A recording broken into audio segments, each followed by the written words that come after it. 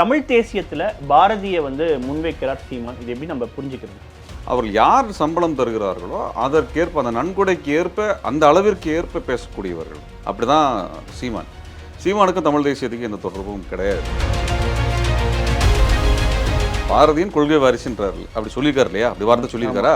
பாரதியோட கொள்கை என்ன சொன்னாரா? சூப்பர் சரவணா ஸ்டோர்ஸ்ல டிசம்பர் 16 இருந்து ஜனவரி 15 வரைக்கும் ஒவ்வொரு பிரான்ச்லயும் ஒரு கஸ்டமருக்கு ₹1,00,000 மதிப்பு உள்ள தங்க நகை பண்டிகை பரிசு. அப்ப அவருடைய தேவை என்ன வருதுன்னா, தேர்தல் காலகட்டத்தில் பாரதிய ஜனதா கட்சிக்கு சார்பாக, RSSக்கு சார்பாக பெரியாரை எதிர்த்து பேசினார். இவங்க எப்படியுமே ஓட்டு திருட்டு வேலையை நடத்திட்டு இருக்கிறாங்க பாரதிய ஜனதா கட்சி. அப்படி ஓட்டு திருட்டுல தனக்கு ஏதாவது சாதகமாக கிடைக்குமா? பிராமண கடப்பாறையை வைத்து நான் திராவிடத்தை உடைப்பேன்னா, பிராமண கடப்பாறை என்ன செய்தது? உண்மையான தமிழ்நாட்டினோட தற்கூரி சீமான் தான். அவருடைய முட்டாள்தனத்தை ஒட்டுமொத்த கட்சிக்கு மாற்றியவர் அவர். பாரதி அவர்களை இருட்டடிப்பு செஞ்சதுக்கான ஒரே காரணம் அவர் பிறந்த சாதி தான் அப்படின்னு சொல்லிட்டு அந்த குற்றச்சாட்டையும் வைக்கிறாங்க. பெரியாரிய அமைப்புகள் சிந்தனை கோட்பாடாக என்ன வைக்கிறாங்கன்னா, இந்த சனாதன தர்மத்தை அல்லது இந்து மத கோட்பாட்டை, வேத மதத்தை ஏற்றுக்கொள்ளுகிற, அதை உள்வாங்கி வைத்திருக்கக்கூடிய படைப்புகளை நிராகரிக்கிறாங்க. பாரதி மீதான விமர்சனம் அப்படின்றது இப்ப சீமான் அவர்கள் எப்படி பெரியாரை விமர்சிக்கிறாங்களோ அதே போலதான் பாரதியை பெரியாரியவாதிகள் விமர்சிக்கிறதாக குற்றச்சாட்டு சொல்றாங்க.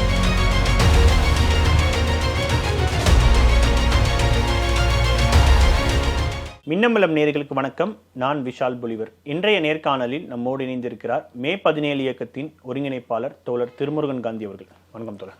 வணக்கம்.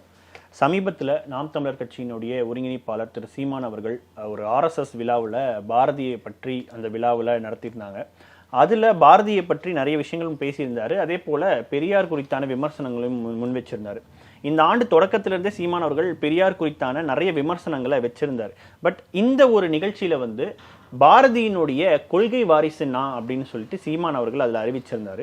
அதே போல் சமீபத்தில் நிறைய பேசியிருக்காரு. குறிப்பாக பெரியாரையும் பாரதியையும் எதிரெதிர் நிலையில் வச்சு சில விவாதங்கள் அவர் கிளப்பியிருக்காரு. அது மட்டும் இல்லாமல் வர 20ஆம் தேதி அன்னைக்கு சமத்துவ பாரதி வெர்சஸ் சாதி வெறியர் பெரியார் அப்படின்ற அடிப்படையில் ஒரு கருத்தரங்கமும் அவங்க நடத்த இருக்காங்க. ஸோ இந்த விவாதத்தை நம்ம எப்படி பார்க்கறது? தமிழ் தேசியத்தில் பாரதியை முன்வைக்கிறார் சீமான். இது எப்படி நம்ம புரிஞ்சுக்கிறது? முதல்ல சீமான் தமிழ் தேசியவாதி கிடையாது. அவர் ஒரு மேடை பேச்சாளர். பல மேடை பேச்சாளர்களுக்கு மேடை தான் முக்கியம்.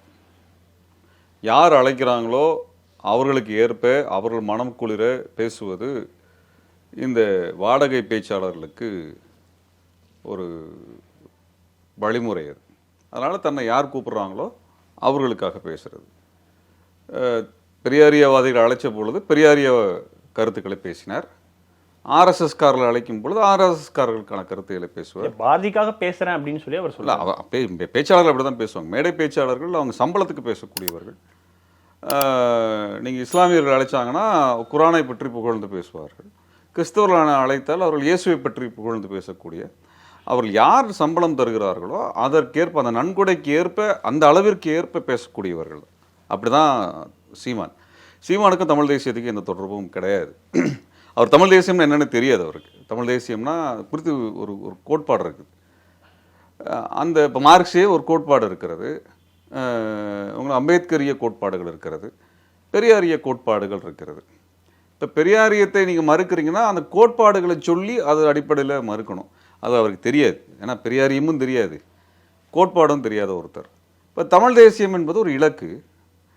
அந்த இலக்கு குறித்து விரிவாக பேசுவதற்கான எந்த விதமான ஒரு அடிப்படை அரசியல் அறிவு அவருக்கு கிடையாது. இது வெளிப்படையான விஷயம். ஏன்னா தமிழ் தேசியம் என்பது என்ன, தேசியம் என்பது என்ன, தேசிய இனம் என்பது என்ன, தேசிய இன கோரிக்கை என்பது என்ன, சுயநிர்ணய உரிமை என்பது என்ன, இந்திய தேசியத்திற்குள் தமிழ் தேசியம் என்பது என்ன, இந்திய தேசியத்திற்கும் தமிழ் தேசியத்திற்குமான முரண்பாடு என்ன, இந்திய தேசியம் இருக்கும் பொழுது ஏன் தமிழ் தேசியம் என்று வருகிறது, இதையெல்லாம் சொல்ல தெரிஞ்சவங்க தான் தமிழ் தேசியவாதி. தோழர் தமிழரசன் அவர்கள், பாவலரேறு பெருஞ்சித்தனார் அவர்கள், புலவர் கலியபெருமாள் அவர்கள் இதை மிக தெளிவாக வரையறை பண்ணி சொல்கிறாங்க. இந்திய தேசியம்னா என்ன, தமிழ் தேசியம்னா என்ன, தமிழ் தேசிய இன மக்கள்னா யார், இந்த தேசியத்தை எப்படி கட்டி எழுப்புவது, இது எந்த இடத்தில் இந்திய தேசியத்தோடு முரண்படுகிறது என்று சொல்கிறார். அதே போல் மேதகு பிரபாகரன் அவர்கள் சிங்கள பேரினவாதத்திற்கும் தமிழ் தேசியத்திற்குமான வேறுபாடு, இலங்கையினுடைய அந்த அரசியல் சாசனத்தில் இருந்து ஏன் தமிழ் மக்கள் விடுதலை பெற வேண்டும் என்று அரசியல் தர்க்க ரீதியாக பேசுகிறார். தமிழ் தேசியத்தினுடைய விழுமியங்கள் என்ன, இலக்குகள் என்ன, அதனுடைய கொள்கை திட்டம் என்ன, பொருளாதார திட்டம் என்ன என்று அவர் மிக தெளிவாக பேசுகிறார். அதனால் மேதகு பிரபாகரன் அவர்கள் ஒரு தமிழ் தேசிய கோட்பாடை மிக தெளிவாக வரையறை செய்து முன்வைக்கிறார். இப்படிப்பட்ட எந்த விஷயத்தையும் நீங்கள் என்னைக்காவது அவர்கிட்ட கேட்டிருக்கீங்களா? அப்படி எங்கேயும் அவர் பேசி பார்த்ததில்லை. அவர் ஈழத்தை பற்றி பேசினால் மானூறுகாய் ஆரம்பித்து பல கதைகள் நம்ம கேட்டிருக்கிறோம். தமிழ்நாட்டுக்குள்ளே எடுத்துட்டோம்னா பெரியாரை புகழ்ந்து பேசிய காலத்திலிருந்து பெரியாரை நான் வீழ்த்துவேன் பேசுவது, இப்பொழுது பாரதியை திடீரென்று பாரதியை பேசுவது, திடீரென்று பெரியாரிய தலைவர்களை எடுத்துக்கொண்டு கொண்டாடுவது. இப்போ ஐயா ஆணைமுத்தை பற்றி கொண்டாடி பேசிட்டு இருப்பார், போஸ்ட் போடுவார். ஆணைமுத்த ஐயா யார்? பெரியாரிய இயக்கத்தை நடத்தியவர், பெரியாரோடு இருந்தவர், பயணித்தவர். பெரியார் வேண்டாம், ஆனால் பெரியாரியவாதிகள் வேண்டும் என்று பேசுவார். இப்போ இப்படிப்பட்ட ஒரு குழப்பமான ஒரு நபர் அவர் வந்து ஒரு மேடை பேச்சாளர். அவருக்கு யார் என்ன சம்பளம் தருகிறார்களோ அந்த சம்பளத்திற்கு அளவிற்கு ஏற்ப பேசுவார். இப்போ அதிக சம்பளத்தை ஆர்எஸ்எஸ் கொடுத்துருக்கிறது என்று தான் நம்ம புரிந்து கொள்ள முடியும். இப்போ இதில் என்னென்னா, இதை அடுத்து நான் வந்து ஒரு கருத்தரங்கு நடத்துகிறேன், அடுத்து நான் வந்து கடப்பாரை வச்சு பேசுகிறேன், அவர் இன்னும் வீரமாக பேசுகிறார், அதிகமாக வீரமாக பேசுகிறான்னா அதிக சம்பளம் கிடைச்சிருக்குன்னு அர்த்தம். அந்த அடிப்படையில் தான் நம்ம அவரை புரிஞ்சிக்க முடியும். அவரை வந்து நம்ம ரொம்ப சீரியஸான ஒரு நபராக நம்ம எடுத்துக்கொள்ளணுங்கிற அவசியம்லாம் ஒன்றுமே இல்லை. நான் அப்படி நாங்கள் என்றைக்குமே அவரை பார்த்ததில்லை.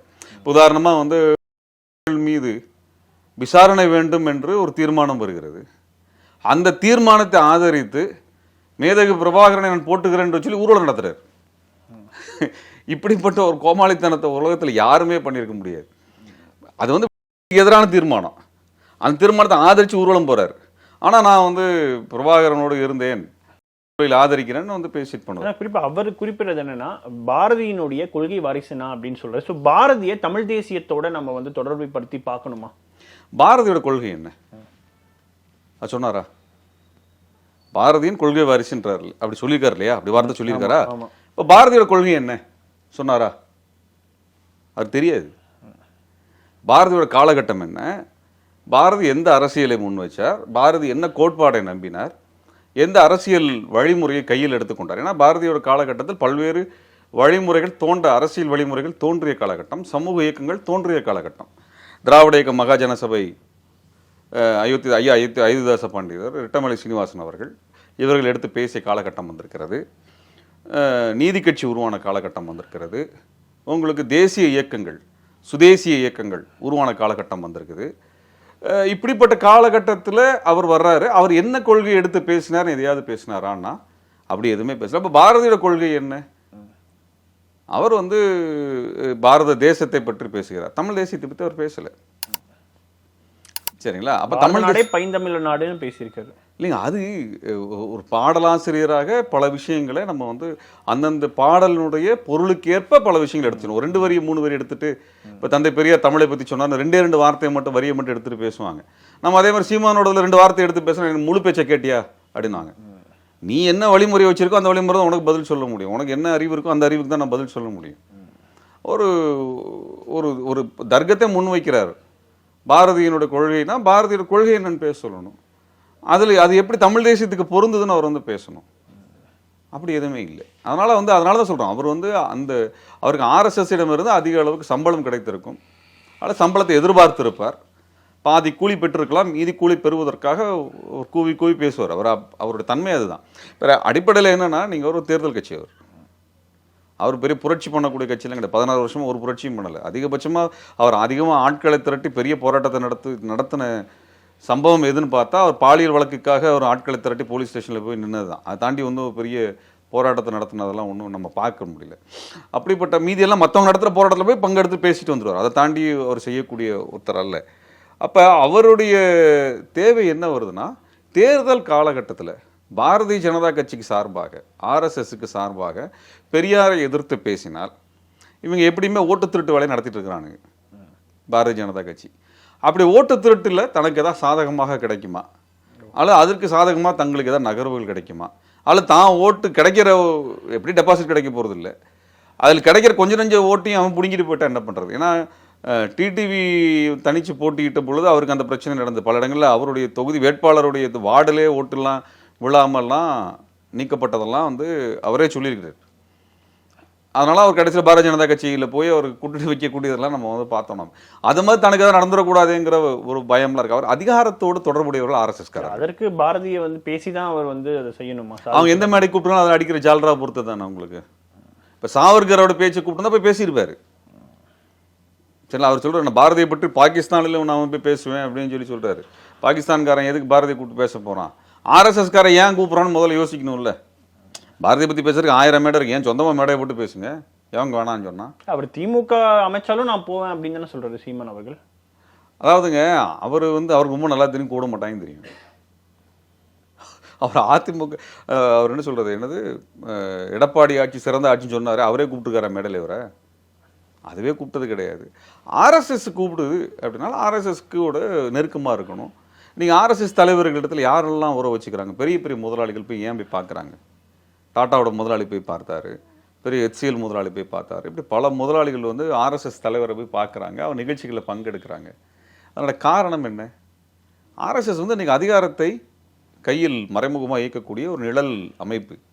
அந்த நிழல் அமைப்போடு உறவு வச்சுக்கிறது மூலமாக தனக்கு லாபம் வரும். இதுதான் அதனுடைய விஷயம். அதில் அங்கே போயிட்டு நீங்கள் என்ன பாரதியை பற்றி மட்டும் பேசியிருந்தால் அது ஒரு தனிப்பட்ட இவ்வளோ பெரிய விவாதமாக மாறிக்காது. அங்கே போய் வந்து பிராமண கடப்பாறையை வைத்து நான் திராவிடத்தை உடைப்பேன்னா பிராமண கடப்பாறை என்ன செய்தது இது வரைக்கும் அதை பார்ப்போம். இந்த பிராமண கடப்பாறை தான் தமிழீழ புலிகளை அளித்தது. தமிழர்கள் கல்வி கற்காமல் நிராகரிக்கப்படுவதற்கான எல்லா வேலைகளும் செய்ததும் இதே பிராமண கடப்பாறைகள் தான். சரிங்களா? தமிழர்களுடைய உழைப்பை சுரண்டுகின்ற ஒரு பண்ணையார்களாக இருந்தவர்களும் இதே பிராமண கடப்பார்கள் தான். தமிழ் மொழி வேண்டாம் சமஸ்கிருதம் வேண்டும் என்று சமஸ்கிருதத்தை உங்களுக்கு வந்து வணங்குகின்ற மொழியாக அல்லது அது வந்து மந்திரம் சொல்லக்கூடிய மொழியாக மாற்றி இதே பிராமண சொல்லக்கூடிய கடப்பாறை தான். பிராமணன்ற சாதியை குறிப்பிடணுமா இல்லை பார்ப்பனியம்ன்ற அந்த கொள்கையை குறிப்பிடணுமா? ரெண்டு விஷயம் இருக்குங்க. பிராமணன் என்பது என்ன, ஐயர் ஐயங்கார் என்பது என்ன? பிராமணன் என்பது ஜாதியா? வர்ணம். வர்ணம். உங்களை பேரு கேட்டால் உங்களுக்கு என்ன ஜாதினா எல்லாருக்கும் ஒரு ஜாதி இருக்குது, அந்த ஜாதியை சொல்லுவோம். சரிங்களா? நீங்கள் ஐயர்னு கேட்டால் அவர் வந்து ஒரு வணங்குகின்ற முறையை சார்ந்தது. ஐயங்காரனா அவர் வேறொரு வணங்குகின்ற முறையை சார்ந்தது இல்லையா? அவர் வைணவராக இருப்பார். அதில் வடகலையோ தென்கலையோ நம்பிக்கை சார்ந்த விஷயமா இருக்கும். அல்லது நீங்கள் ஒரு சாதியை சொன்னால் சாதி ஏதோ ஒரு தொழிலோ அது இடமோ அதோட இடம் தொழில் இதெல்லாம் சேர்ந்ததாகவோ இருக்கக்கூடிய ஒன்று. ஆனால் பிராமணன் அப்படின்னு என்று சொன்னோம் என்றால் அது வர்ணத்தை குறிக்குது. வர்ணம் என்பது ஜாதிகளுக்கு இடையே ஏற்றத்தாழ்வை குறிக்கக்கூடிய சொல். வெறும் ஐயர் ஐயங்கார் அப்படின்னு நீங்கள் சொல்கிறீங்கன்னு வச்சுக்கோங்களேன், அது ஏற்றத்தாழ்வை சொல்லக்கூடிய, நேரடியாக ஏற்றத்தாழ்வை சொல்லிட முடியாது. சரிங்களா? ஆனால் ஐயர் ஐயங்காரா அப்படிங்கிறதுக்கு பதிலாக நான் பிராமணன் பிராமின் அப்படின்னு ஒருத்தர் சொல்கிறாரு அப்படின்னா அது வர்ணத்தை சொல்கிறாருன்னு அர்த்தம். சரி, அவர் ஒரு வர்ணத்தை சொல்கிறாருன்னு வச்சுக்கோங்களேன். நீங்கள் உங்கள் வர்ணத்தை சொல்ல வேண்டிய இடத்துக்கு வந்துடுவீங்களா இல்லையா? உங்கள் ஜாதிக்கு பதிலாக நீங்கள் உங்கள் வர்ணத்தை சொல்லணும். இப்போ உங்கள் வர்ணம் என்ன? ஜாதி அல்ல, உங்கள் வர்ணம்ங்கிறது சூத்திரன். இது நம்ம சொல்லலை, அவர் சொல்லக்கூடிய, அவரை யார் பிராமணன்னு சொல்கிறாங்களோ அந்த சூத்திரம் நம்மளை சூத்திரன் என்று சொல்லுகிறது. அந்த மனுஸ்மிருதி அது போன்ற ஸ்மிருதிகள் என்ன சொல்லுது? Manusmriti one of the smriti தான். அதுபோல் பல ஸ்மிருதிகள் இருக்குது. அது என்ன சொல்லுது? நம்மை தமிழர்களை சூத்திரன் என்று சொல்லுது. அப்போ சூத்திரன் என்கின்ற வர்ணத்திற்கு எந்த இடம் என்றால் பிரம்மாவின் காலிலிருந்து பிறந்தவர்கள் சூத்திரன் என்கின்ற வர்ணத்தை சார்ந்தவர்கள். அவர்களுக்கு சொத்து வைத்துக் கொள்ள உரிமை கிடையாது, கல்வி கற்க உரிமை கிடையாது, ஆட்சி அதிகாரத்தில் பங்கெடுக்க உரிமை கிடையாது, நீதி வழங்குவதற்கு உரிமை கிடையாது, நீதியை பெற்றுக்கொள்வதற்கு உண்மை கிடையாது. சீமான் என்ன சொல்றாருன்னா சூத்திரன்னு தமிழர்களை சொன்னாங்களா அப்படின்னா அவர் கேட்க, சூத்திரர்கள் என்று இந்தியா முழுவதும் இருந்த ஆரியர்கள் அல்லாதவர்களை சூத்திரம் சொன்னாங்க. நீங்கள் வந்து உண்மையான தமிழ்நாட்டினோட தற்கொலை வந்து சீமான் தான். அவர் அவருடைய முட்டாள்தனத்தை ஒட்டுமொத்த கட்சிக்க மாற்றியவர் அவர் தான். அவர் எந்த மேடையிலையும் மற்றவங்களோட நின்று விவாதிக்கலாம் மாட்டார். ஏன்னா அவர் மாட்டிக்குவார். அவர் ப்ரெஸ் மீட்டில் கம்பு சுற்றுவார். நீ இப்படி சொல்லியா, நீ அப்படி சொல்லினா, நீ அவங்க வந்து பத்திரிகையாளர்கிட்ட போய் சண்டையை மல்லு கட்டக்கூடிய வேலை தான் செய்வார் அவர். இந்தியா முழுவதும் ஆரிய அல்லாத மக்களை, இப்போ ஆந்திராவில் ஆரிய அல்லாத மக்கள் இருக்கிறாங்க, கர்நாடகத்தில் இருக்கிறாங்க, கேரளாவில் இருக்காங்க, ஒரிசாவில் இருக்கிறாங்க, வங்கத்தில் இருக்கிறாங்க, சத்தீஸ்கரில் இருக்கிறாங்க. அங்கே இருக்க பழங்குடிகள் யார், அங்கே இருக்க பிற்படுத்தப்பட்ட சாதிகள் யார், மிக பிற்படுத்தப்பட்ட சாதிகள் யார், இவர்கள் எல்லாமே சூத்திரர்கள் தான். இதோ தமிழ்நாட்டுக்குள்ளே மட்டும் இவங்க இருக்குதுன்னு சொல்லி இப்போ என்ன சொல்லுவாங்கன்னா, அது வந்து தெலுங்கர்கள் மட்டும்தான் சூத்திரர்கள்னு சொன்னாங்க. அதை கொண்டாந்து ஏன்டா எங்கள் மேலே தெரியுங்க, இவங்க சும்மா கம்பு சுற்றுவாங்க முட்டா பசங்க. சரியா? அவர்கள் அவர்களுடைய வேத முறைகளை சொன்னதை நம்ம மேலே கொண்டு வர்றாங்க. அவர்கள் நம்ம எப்படி வரையறுத்தாங்க அப்படிங்கிற இடத்துல தான் இந்த ஸ்மிருதிகள்லாம் வருது. நம்மை வரையறுத்து கொண்டது அல்ல, நம்மை பிற இனங்கள் வரையறுத்தது அல்ல, நம்மை வந்து மலையாளிகள் வரையறுத்ததோ, நம்ம குஜராத்திகள் வரையறுத்ததோ, அல்லது நம்மை தெலுங்கர்கள் வரையறுத்ததோ, நம்ம வங்காளிகள் நம்ம அப்படி வரையறுத்தது அல்ல. ஆரியர்கள் தங்களை மேல்வர்ணத்தாராகவும் இந்த தமிழர்களை போன்ற பிற தேசிய இனத்தில் இருக்கக்கூடிய பிற்படுத்தப்பட்ட மிக பிற்படுத்தப்பட்ட பட்டியல் மக்கள் அல்லது அதில் இருக்கக்கூடிய பிரிவுகள் இவர்களை கீழ்வர்ணமாகவும் பிரித்து வைக்கிறான், அல்லது வர்ணத்துக்கு அப்பாற்பட்டவனாக பிரிச்சுக்கிறான், பஞ்சமராகவும் பிரித்து வைக்கிறாங்க. அதாவது அவர்கள் சொல்லக்கூடிய இந்த பிராமணன் என்கிற, அதனால சொல்ல பிராமணர்களை பிராமணன் சொன்ன பிராமணால் கஃபே அப்படிங்கிறத ஏன் பெரியார் எதிர்த்தார்? ஐயர் கஃபேங்கிறத பெரியார் எதிர்க்க மாட்டார். ஐயங்கார் பேக்கரி நம்ம பார்க்குறோம், அதை யாரை எதிர்க்கிறோமா? கோனார் பேக்கரி, கோனார் மெஸ்ஸுன்னு பார்க்குறோம், அதை யாரை எதிர்க்கிறோமா? அதெல்லாம் சாதி பெயர்கள். ஆனால் பிராமணால் என்றால் அது வர்ண பெயர். நீ வர்ணத்தை சொன்னால் நான் என் வர்ணத்தை சொல்ல வேண்டிய இடத்துக்கு வந்துடு. அந்த வர்ணம் என்ன ஆகுது? உனக்கு கீழானவன் என்று என் வர்ணத்தில் நீ வரையறுத்து வச்சிருக்கிற. அதனால தான் ஒருத்தர் தன்னை வந்து ஒரு வர்ணமாக வந்து பேசுகிறார். நான் ஐம் அ பிராமின், ஏன் ஐம் அ ப்ரௌடு பிராமின் ஏன் சொல்கிறாங்க? அதை ஏன் நம்ம எதிர்க்கிறோம்? இவன் ஜாதியை பிராமின் மட்டுமா சொல்கிறாங்க? எல்லாருமே அவங்கவுங்க சாதியோடைய ரிலேட் பண்ணி ஐம் அ ப்ரௌட் அப்படின்றத சொல்கிறாங்க தானே? இங்கே ஜாதியாக பேசுறது, ஜாதியாக இருக்கக்கூடிய ஒரு நிலை உருவானதை அடுக்கா பிரிச்சது வர்ணம். புரியுதுங்களா? அந்த வர்ணத்திற்கு தர்மம் இருக்குது, அதுக்கு ஒரு கர்மம் வருகிறது. அந்த கர்மத்தையும் தர்மத்தின் அடிப்படையில் வர்ணம் உருவாகிறது.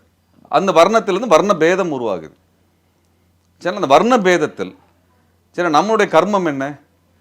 பிராமணர்களுக்கு சேவை செய்வது நம்மளுடைய கர்மம், அதான் நம்ம தர்மா.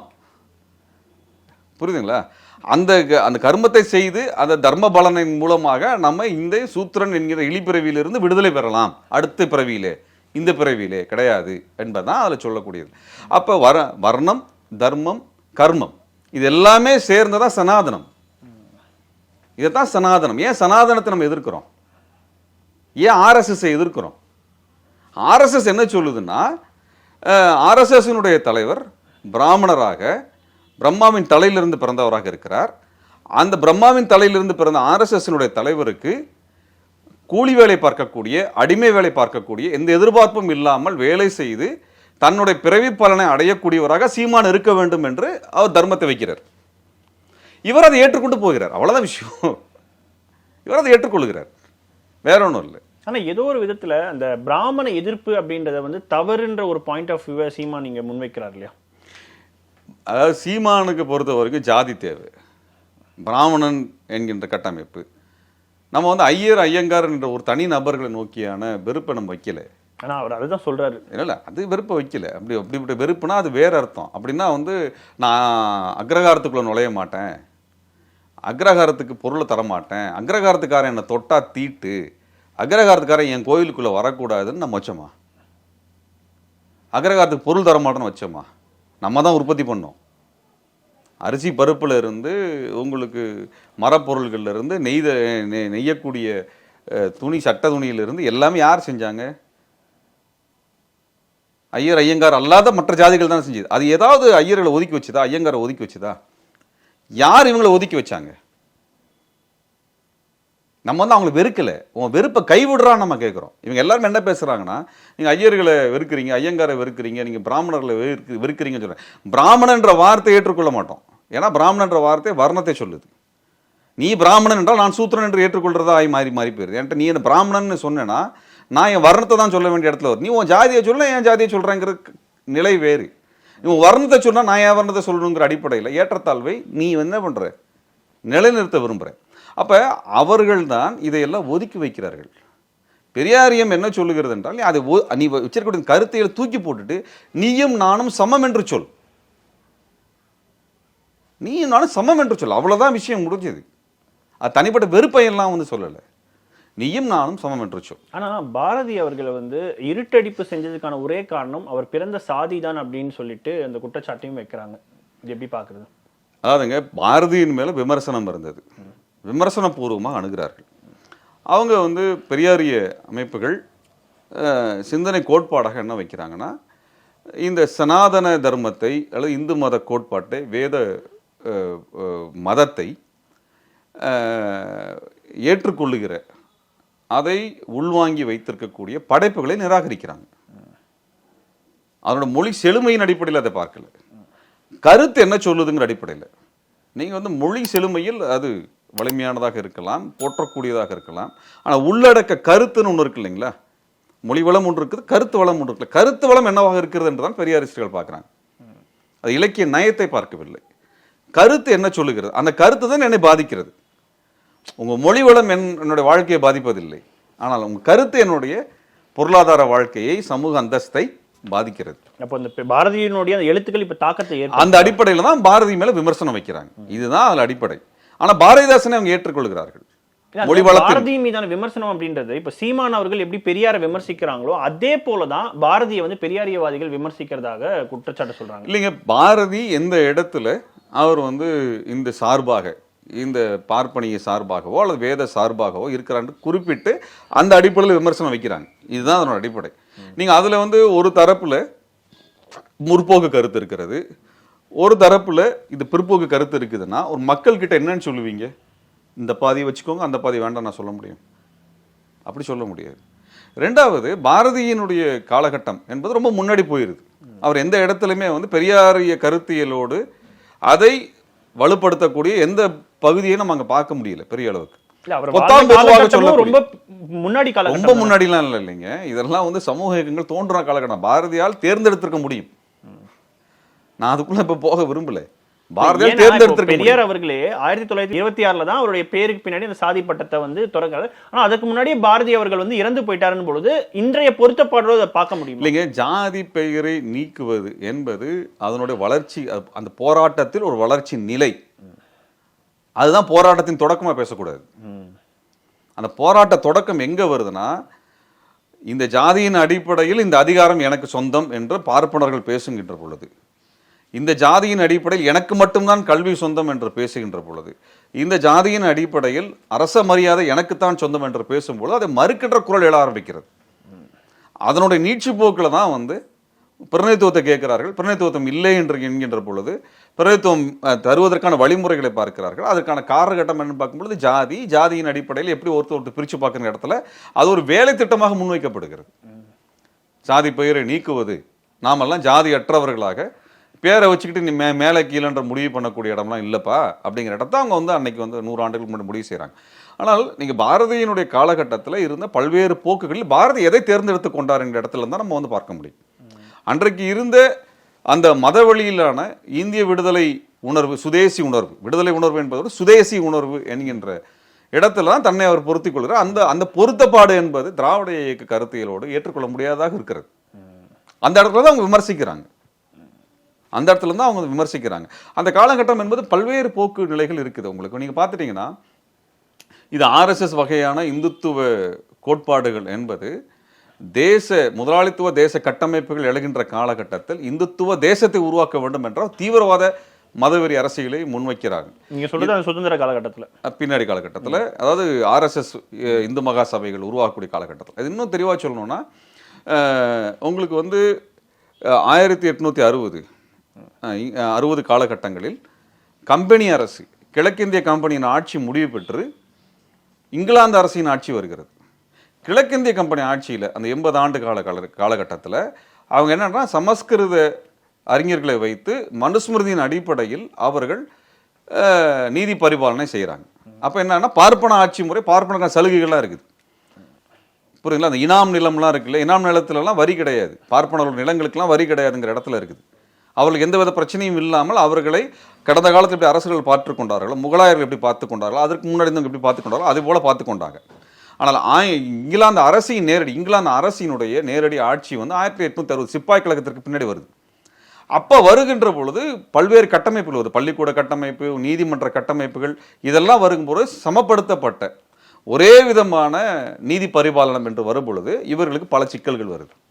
அந்த இடத்துல தான் அவங்களுக்கு சனாதனத்துக்கு பிரச்சனை வருவதாக, தங்களோட மேலாதிக்கத்துக்கு பிரச்சனை வருவதாக, இனாம் நிலத்துக்கு வரி கட்டுன்னு சொல்றாங்க.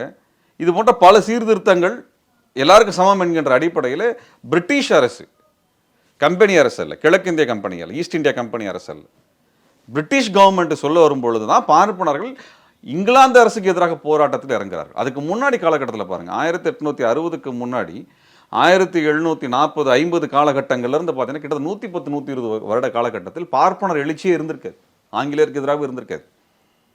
சரிங்களா?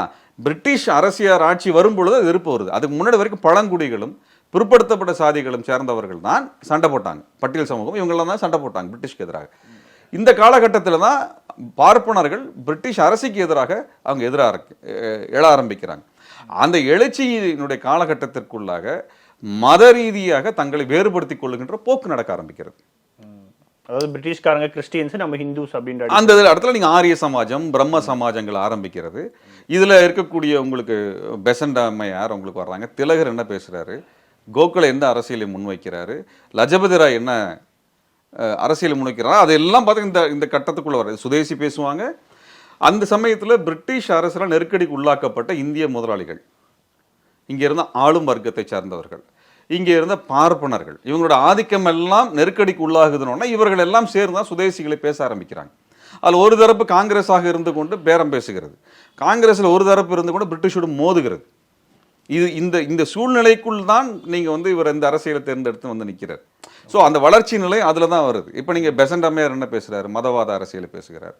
இவங்க என்ன பேசுகிறாங்க, உங்களுக்கு திலகர் என்ன பேசுகிறாரு, கோகலே என்ன பேசுகிறாங்க. இந்த காலகட்டத்துக்கு பின்னாடி தான் உங்களுக்கு என்ன ஆகுதுன்னா, உங்களுக்கு முதல் உலகப் போருக்கு பின்னாடி தேச அரசுகள் உருவாக ஆரம்பிக்கிறது.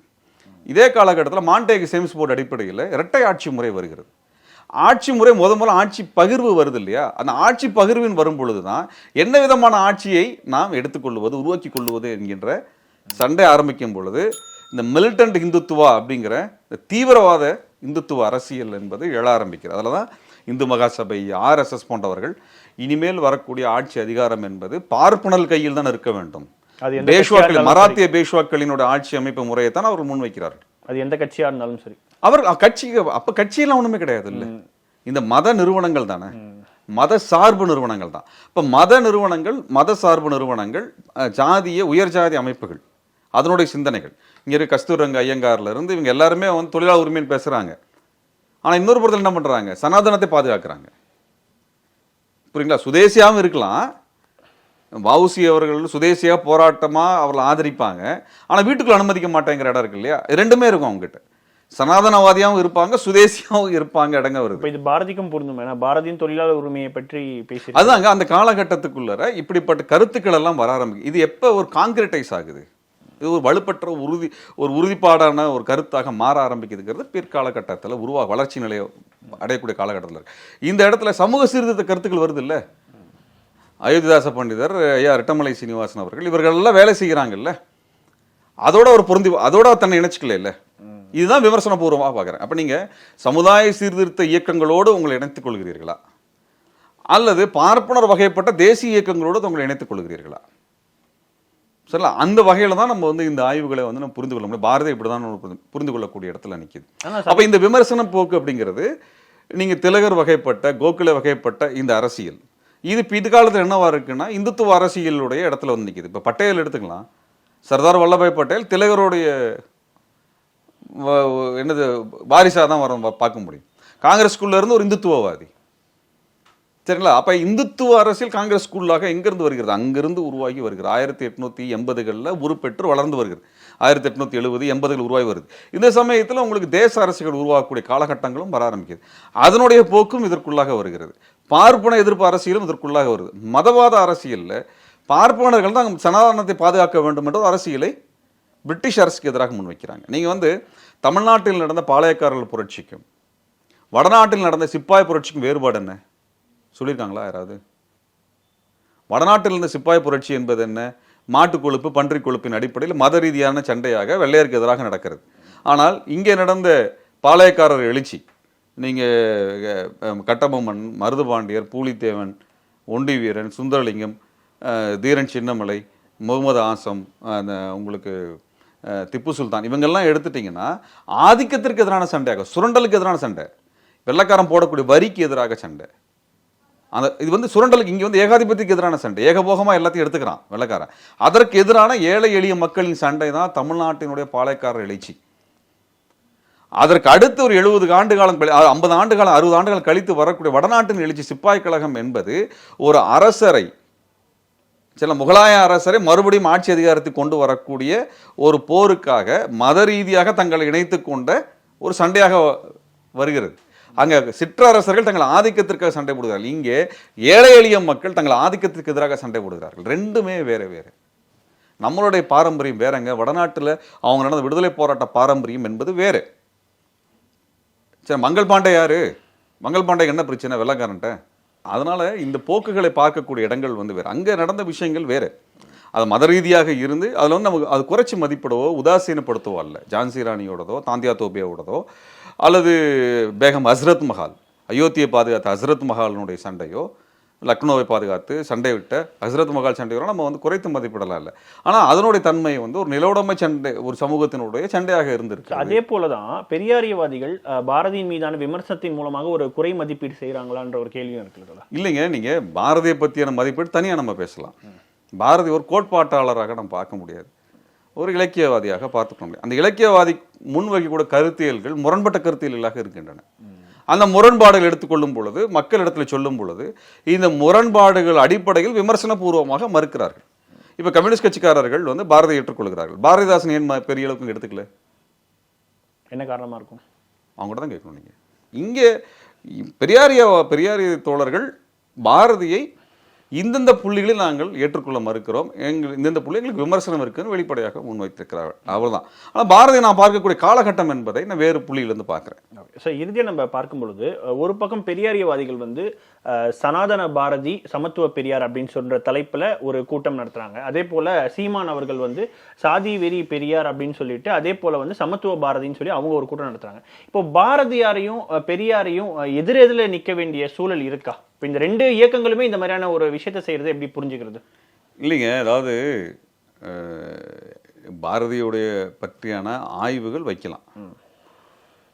இப்போ சாதி வெறி பெரியாருன்னு சொன்னால் அதுக்கான ஆய்வு பண்ணியிருக்கானுங்களா? பெரியார் புத்தகம் ஏதாவது படிச்சிருக்கானுங்களா? குடி தேசியம் பேசினவனுங்க, என் பேருக்கு பின்னாடி என் ஜாதி போட்டால் என்ன தப்புன்னு பேசினவங்க இல்லைங்களா? கோகுல்ராஜ் கொலை செய்யப்பட்டாப்புல, அதுக்காக யுவராஜ் வந்து இரட்டை ஆயுள் தண்டனையில் இருக்கிறாப்புல, ஆனா படுகொலை நடந்தது. அந்த கோகுல்ராஜ் வந்து தற்கொலை செய்து கொண்டான்று பேசியவர் சீமான். இந்த லட்சணம் தான் அவருக்கு வந்து ஜாதி எதிர்ப்பினுடைய லட்சணம், அளவுகோல் வந்துட்டு. இவருக்கு என்ன பேசுகிற யோகியதை இருக்குது? என்ன யோகியதை இருக்குது? அதனால் இது சாதி ஒழிப்புன்னு இவர் பேசுகிறதுலாம் சும்மா மேடையில் பேசுகிறோம், தேவைப்பட்ட இடத்துல ஜாதியாக பேசிக்கிறோம், ஜாதியை வளர்த்து விட்டுக்கிறதும். இதை கேட்டால் திமுகவோ அதிமுக குற்றம் சொல்கிறதும். திமுக அதிமுக இதே ஜாதி அரசியலை வைத்து தேர்தல் அரசியலை எதிர்கொள்ளக்கூடிய கட்சியை போல தான் நாம் தமிழர் கட்சி, வேற ஒன்றும் கிடையாது. கேட்டால் நாங்கள் பொது தொகுதியில் தலித்துகள் எல்லா கட்சியும் நிறுத்தி வச்சிருக்க ஒரு கட்டத்தில் எந்த கட்சி நிற்க வச்சதில்லை. வெற்றி பெற மாட்டேன்னு ஆகி போச்சுன்னா யார் எங்கே நிறுத்தின வச்சா என்ன பிரச்சனை வந்துட போகுது? ஈரோடு இடைத்தேர்தல் யார் நிறுத்தினாரு கேட்டுருவோமா? சீமான் எங்கே போன தேர்தல் நின்னாரு? தேர்தலில் எந்த தொகுதியில் நின்னாரு? ஏன் நின்னாரு? அந்த சாதி ஆய்வு பார்ப்போமா? பண்ணுவாரா? வெளிப்படையாக பேசுவாரா? இதெல்லாம் தெரியாமல் மற்றவங்ககிட்ட போய் கதை பேச சொல்லுங்க. அவர் இந்த கதையெல்லாம் வெளியே இந்த புழுகு முட்டையெல்லாம் வேற பேசலாம். இது ஒரு பொது மேடையில் பேசினா மொத்தமாக வெளியே வந்துடும். அதனால் அவங்களுடைய ஆய்வுகள் எடுத்தோம்னா ஏகப்பட்ட சாதிகளாக இருக்கிறது. இந்த நடக்கக்கூடிய இத்தனை ஜாதி ஆணப்படுகொலை சம்மந்தமாக பேசணும்னா உடனே திமுக அரசு செய்யலை, அதிமுக அரசு செய்யலை, திராவிட கட்சிகள் செஞ்சுருக்கணும். இந்த சாதி ஆணவ கொலைகளுக்கு வரலாறு எவ்வளோ காலம்? திமுக அதிமுக விமர்சனம் என்று சொல்லித்தானே நீங்கள் வர்றீங்க. அதே மாதிரி அரசியல் தான் நீங்களும் பண்ணுறீங்க. இல்லை, தத்துவத்தை ரீதியாக கேட்குறேன். இப்போ பெரியாரியவாதிகளும் பாரதியாரையும் பெரியாரையும் எதிர் நிலையில் வைக்கிறது எப்படி புரிஞ்சுக்கிறது நம்ம? அதாவது என்ன, பெரியாரியவாதிகள் பாரதியை ஏற்றுக்கொள்ளவில்லை, அதுக்கான காரணத்தை அவர் சொல்லிவிட்டார்கள். அந்த புள்ளியில் நீங்கள் மறுக்கணும், அவ்வளோதான் அதில் விஷயம். இல்லைப்பா பாரதி அப்படி இல்லைன்னு சொல்லணும். சரிங்களா? பாரதி ஒரு கோட்பாடாவோ வேற விஷயமாவோ இல்லை. சரிங்களா? பெரியாரியவாதிகள் வைக்கக்கூடிய விமர்சன ரீதியாக வைக்கக்கூடிய இடத்துக்கு பதில் சொன்னால் அது விஷயம் முடிஞ்சுது, அவ்வளோதான். இது நான் இந்த இடத்துல ஏற்றுக்கிறேன், இந்த இடத்துல மறுக்கிறேன். நீங்கள் மறுக்கிறேன்னு சொல்கிற இடத்துல நாங்கள் பாரதி புரிஞ்சுக்கிறோங்கிற இடத்துல தான் அது வந்து நிற்க முடியும். எல்லாத்தையும் எல்லாரும் ஏற்றுக்கணும்னு அவசியம் கிடையாது. அவரவருடைய கொள்கை வேலை திட்டத்துக்கு ஏற்ப எது நடக்கிறதோ அந்த அடிப்படையில் தான் நம்ம வந்து போக முடியும். பெரியாருங்கிற ஒரு ஒரு அரசியலை ஆர்எஸ்எஸ் மேடையில் நின்று ஒரு மறுக்கக்கூடிய ஒரு நபர் இருக்கிறாப்புல இல்லையா இல்லையா இப்போ நீங்கள் வந்து ராஜபக்ஷ மேடையில் வந்து கருணா வந்து பிரபாகரனை மறுக்கிறேன் என்று சொல்றதுக்கு இதுக்கும் வித்தியாசம் ஒன்றும் இல்லை. பெரியார் ஒரு விடுதலை அரசியல் பேசினார், தமிழ்நாடு விடுதலை அடையணும்னு பேசினார். அந்த துணிச்சல் சீமானுக்கும் கிடையாது, அவர் வந்து தமிழ் தேசிய குருவாக ஏற்றுக்கொண்டிருக்க ஐயா மணியரசனுக்கும் கிடையாது. தமிழ்நாடு விடுதலை பெற வேண்டும் என்று பேசியவர் தந்தை பெரியார். புத்தகமே இருக்கா? சுதந்திர தமிழ்நாடு ஏன்னு ஒரு புத்தகத்தையே போட்டார். அப்படி ஒரு புக்கு வந்து தமிழ் தேசியவாதிகளாக சொல்லிக் கொள்ளுகின்ற ஐயா மணியரசன் அவர்களோ சீமானுக்கெல்லாம் வரவே வராது. அவர் தோழர் தமிழரசனை இழிவுபடுத்தி தான் பேசினார். அவர் சீமான் தோழர் தமிழரசனை தேங்காய் சில்லுக்கு ஆசைப்படுகிறார் என்று பேசினார். அப்பேற்பட்ட ஒரு மாவீரன், முனைமுழங்கா மாவீரன் என்று சொல்லப்படுகின்ற போற்றப்படுகின்ற தோழர் தமிழரசன் அவர்கள் ஒரு படை கட்டி தமிழ்நாடு விடுதலைக்காக போர் புரிந்த ஒரு வீரனை தேங்காய் சில்லுக்காக ஆசைப்பட்டவர் என்று ஒரு இழிவாக பேசியவர் தான் சீமான். பொட்டமானையும் இழிவாக பேசியவர். இப்படிப்பட்ட ஒரு கீழ்த்தரமான நபரோடு நாங்கள் பொதுவாக என்ன சொன்னால் அதை அம்பலப்படுத்த வேண்டிய இடத்துக்கு வந்திருக்கோங்கிற வருத்தம் தான் எங்களுக்கு இருக்கே ஒழிய இவரெல்லாம் பொருட்படுத்தக்கூடிய சக்தியெல்லாம் ஒன்றும் கிடையாது. இவர் வந்து சும்மா ஆர்எஸ்எஸ்க்கு கூலி வேலை பார்க்கக்கூடிய, யார் காசு கொடுக்குறானோ நீங்கள் அவர் காசு நிறையா கொடுத்தீங்கன்னா அவர் தன்னை தானே திட்டிக்குவாருங்க. அதெல்லாம் கூச்சமே பட மாட்டார். அது எந்த வெக்கமானலாம் அவருக்கு எதுவுமே கிடையாது. இப்போ இவரை தமிழ் தேசியவாதியை தயவுன்னு சொல்லிடுறாரு. தமிழ் தேசியம் இவருக்கு சம்மந்தமே கிடையாது. இவர் ஏதோ ஓட்டு பொறுக்க போயிருக்காரு, அப்படியே பொறுக்கிட்டு அதை வச்சு சம்பாதிச்சுட்டு சந்தோஷமாக இருக்கக்கூடிய ஆள். 16 வருஷமாக ஈழத்தமிழர் விஷயத்தில் எந்த வேலையும் செய்யாத ஒருத்தர் வந்து எங்களுக்கு தெரியும் என்ன வேலை பார்த்தாங்க. விடுதலை புலிகளுக்கு எதிராக 16 வருஷம் வேலை பார்த்துருக்கார் தமிழ்நாட்டில். விடுதலை புலிகளை கொச்சைப்படுத்துவதற்கான ஒரு பெரும் பரப்புரையை 16 ஆண்டுகளாக செய்தவர். வெறும் எல்லாம் அவங்க படத்தை வச்சுக்கிட்டு போஸ்டரில் படத்தை போட்டாலாம் போட்டுறதுன்னு அர்த்தம்லாம் ஒன்றும் இல்லை. விடுதலை புலிகள் அரசியலை முற்றிலும் எதிர் அரசியல் செய்தவர் தான் சீமான். அதனால் எங்களுக்கு அது தெரியும். பல்வேறு கேள்விகளுக்கு மிக ஆழமாகவும் பொறுமையாகவும் மிக விரிவாகவும் பதில் மிக நன்றி. நன்றி. சூப்பர் சரவணா ஸ்டோர்ஸ்ல டிசம்பர் 16 இருந்து ஜனவரி 15 வரைக்கும் ஒவ்வொரு பிரான்ச்லயும் ஒரு கஸ்டமருக்கு ₹1,00,000 மதிப்புள்ள தங்க நகை பண்டிகை பரிசு. மின்னம்பலம்.com தமிழின் முதல் மொபைல் பத்திரிகை.